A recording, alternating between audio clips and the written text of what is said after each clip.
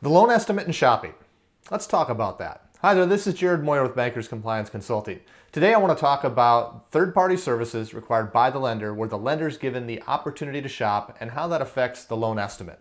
Now, the first thing is those fees have to be disclosed in Section C on page 2 of the loan estimate, services you can shop for.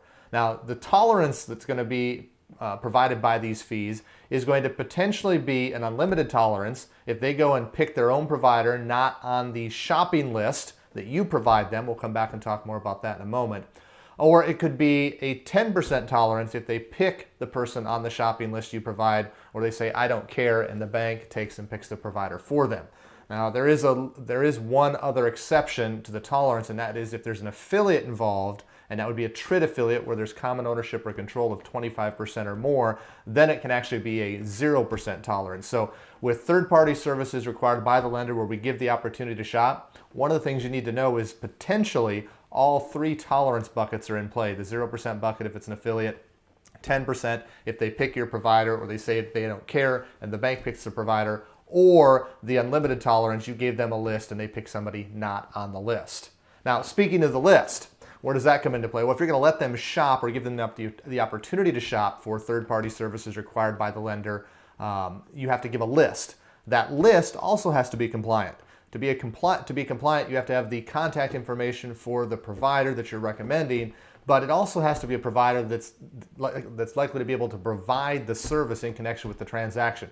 I like to say it this way, it's got to be transaction specific. And what's that mean? Well, it's transaction specific based on either the borrower's location or the property location. Okay? And so how's that work? Well, it's the borrower's location if you're going to require them to have a third-party settlement agent. You're going to want to make sure that settlement agent is somebody that's in the area where the borrower is going to be able to conduct the settlement. If it's property specific, it might be I'm buying a property in Florida, but I don't live there yet. You can't use a local surveyor in, let's just say, Nebraska as your recommended provider because they're probably not licensed in the state of Florida. So we're going to have to go out and do our homework and find a provider in the state of Florida that's licensed that can provide that service. So transaction specific based on either the borrower's location or the property location. We see a lot of what I call canned lists where everybody gets the same list.